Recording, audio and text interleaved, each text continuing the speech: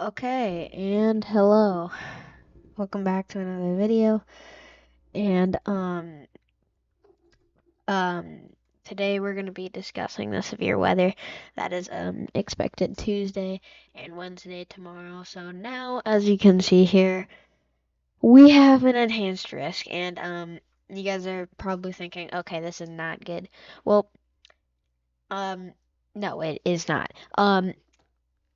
I don't want to scare anybody. This is a little bit early to say here, but we could potentially get a moderate risk. I don't know about in the next 2 days, but I think this could end up getting to a moderate risk by the time it gets within 2 days of us. So, yeah. Hold on.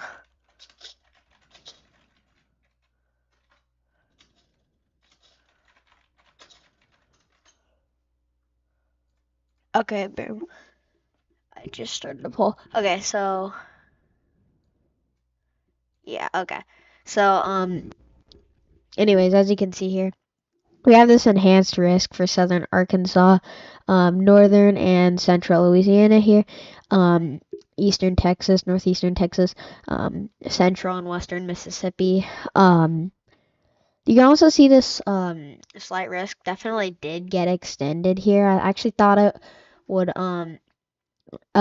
just be on a separate day, and then on Wednesday this would just be extended out, but no. So hold up. Hold on a second.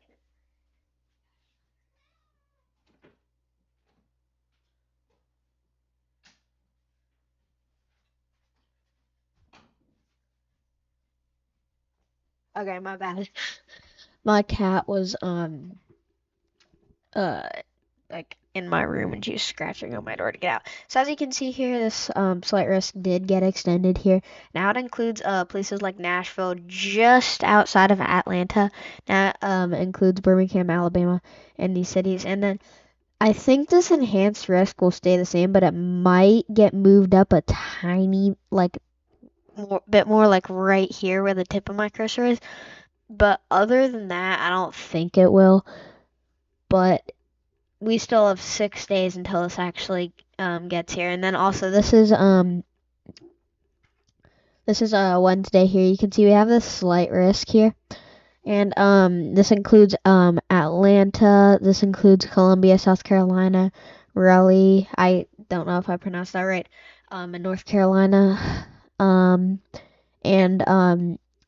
southeastern Virginia, southeastern Alabama, the tiniest bit of northern Florida, and then this I think it has a shot at becoming an enhanced risk, but I don't think if it would in the near future. I think this could get to an enhanced risk by day 4 once it's 4 days out, but other than that, I don't think it will.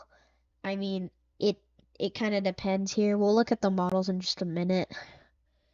But to be honest, if we got an enhanced risk, I think it would be somewhere down here, more in the southern part of the slight risk here, like central Georgia and western South Carolina, that area.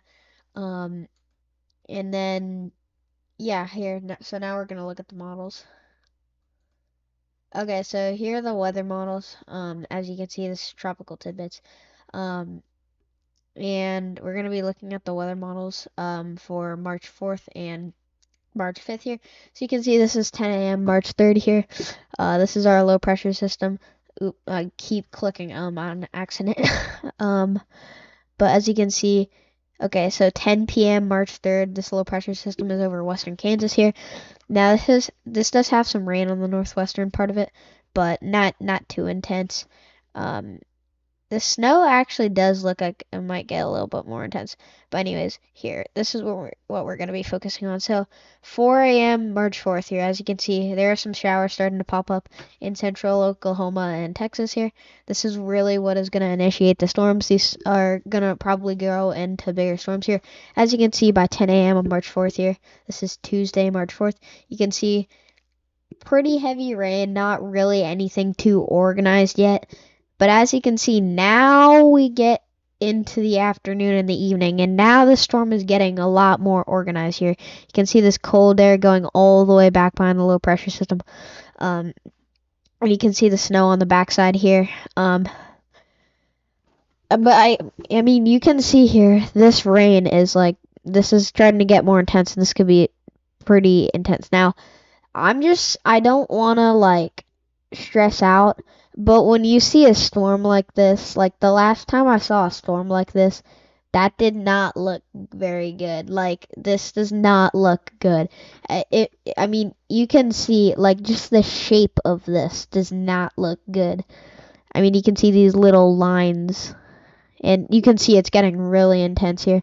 Snow on the backside, not too intense, and you can see it's still going pretty decently strong. 4 a.m. March 5th here, as you can see, Wednesday. It's definitely died out a bit, but it's still going pretty strong here. So this is 10 a.m. March 5th here. You can see it's still going pretty strong. It's died out a little bit again, and then it kind of starts to intensify a little bit.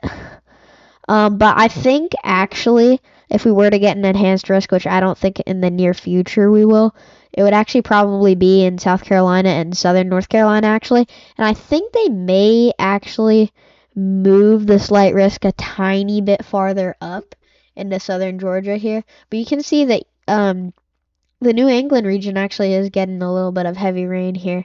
But the snow on the backside doesn't look too intense, but it does look like we could get a couple inches, as I mentioned in the previous stream here. Just looking out for this. I don't think this should be too severe, but March 8th, you can see a little storm down here.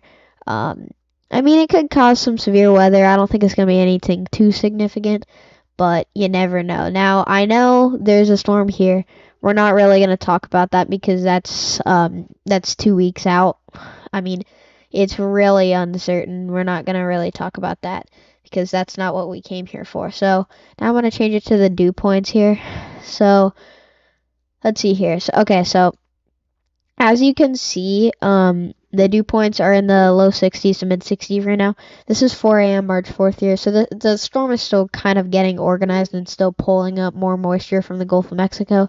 So this is still a little bit early, so the dew points are probably going to get higher. But here, okay, so as you can see now, we're in the mid 60s here. Here, okay, wait, hold on. Okay, so this is noon on, 10 a.m. March 4th here. Now 4 p.m. Now this is when the storms are really going to start getting organized, and they're going to start actually like causing some significant impacts.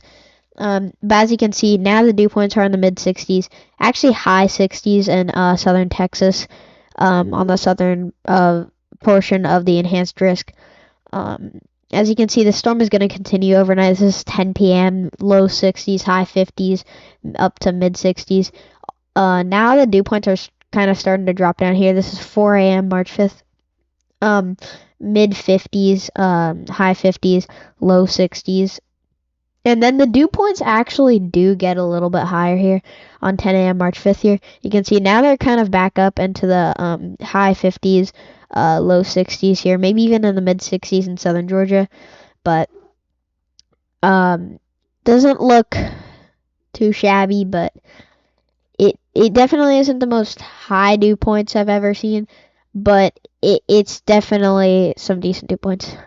So as you can see here, this is the Cape, so I don't have the chart isn't really up over here, but I don't even think it's showing here on your screen. Yeah, it's not showing. But anyways, so if you see like anywhere like kind of orangey, that's above 2,000 here. So this is about 1,500, and this is when the storm is still getting like kind of organized. So it originally showed a lot more Cape. It was actually showing like 2,500 at one point. Now on this model, it's actually showing like maybe up to 2,000 here. The Cape will definitely like drastically go down, especially later in the evening on March 4th, especially like later in the night. Sorry, my bad.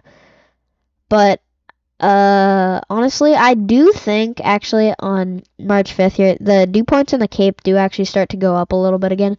Now this is like about 1,000-ish. That's about up to 1,000. Now we're gonna look at the air temperature here. So as you can see, the temperatures are actually like pretty decently warm here. Temperatures in the high 60s, up to 80 degrees here, where the storm is going to be taking place here. This is 10 a.m. March 4th. Um, I mean, temperatures like in during the time the storm is going to impact, um, to the time that it is going to make oversea. I would say the average temperature is about high 60s, 67, 68, 69, that range-ish. Maybe low 70s up to 72. But yeah. So now we're gonna look at the pivotal weather models here. So hold on a second. So models GFS. Okay, so here. Just gonna change the view here. But yeah, so there we go. Okay, so anyways, this is the here, hold on. So okay. Anyways, this is what it's looking like here. So I gotta change it once again, annoyingly. But okay, so this is the pivotal weather. This is honestly I feel like it's a little more like advanced here. So this is 1:35 here. Oh wait, that is oops, my bad. That is too far in time. Okay, so 1:14 here. This is about I want to say like about noon Tuesday the 4th here. As you can see, these storms are definitely initiating here. Sorry, I need to change that view, but you can see these storms are initiating along the cold front. And let's see here. Now we can like really see the temperature because now it's actually like I can use it, but yeah, mid 60s here. Then the further south you go, obviously it gets a little bit warmer here. Then let's check the dew points here. So yeah, low 60s, mid 60s. Humidity pretty humid, I would say. I mean, about normal. Um, uh, mid 80s to 100%. But anyways, hold on. So here we go. Okay, so here's the precipitation. Right, I literally can't speak. Ain't no way. I just said the precipitation. But anyways, so as you can see, this is where the storms are going to be taking place. I've already showed you that, but this is basically what pivotal weather is showing here. So, yeah, this is, so wait, let me see.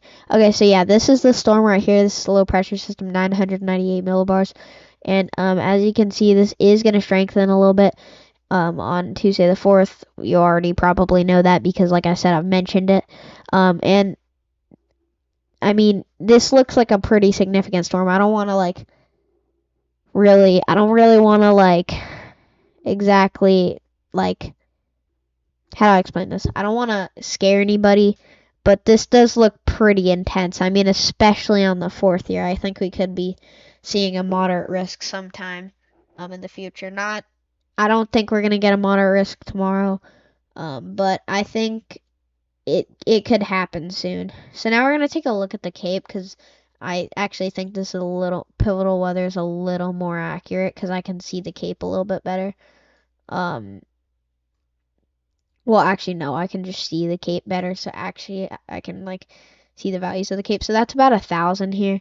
Now, when the storms are like really gonna start firing up, um, there will be about like 2,000 joules per kilogram of Cape. That's 1,500. Hold on, let me find it. Okay, so never mind. Actually, it has changed quite a bit actually. Dude, oh my gosh, if I can actually get the time. So actually, the maximum Cape is about 1,500 along the cold front line. It's actually kind of low for what I thought it would be because it was higher last time I checked it. But I mean, it's pretty interesting. Okay, that's kind of it. It's kind of short stream, but um, just kind of an update. But I hope you guys enjoyed this live stream. I'll do more in the future, and I'll see you in my next video. And that will probably be on Saturday because I can't upload one tomorrow because well, it's my birthday. I'm having a birthday party, so I can't be there, but um it's right after school, so I would, but I can't. So I'm coming out with a new video Saturday. It's the same thumbnail as this video because I didn't have enough time to make a new thumbnail today. So goodbye.